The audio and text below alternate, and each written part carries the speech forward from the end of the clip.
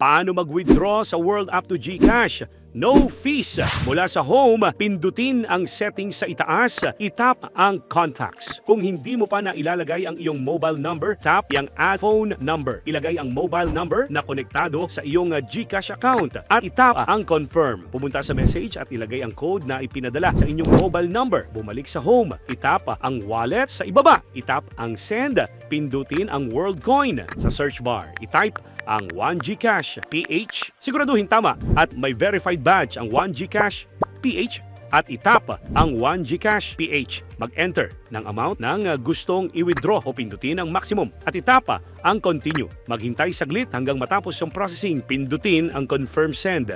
Maghintay saglit. Itap ang done. Pumunta na sa inyong GCash account at i-check ang balance mo.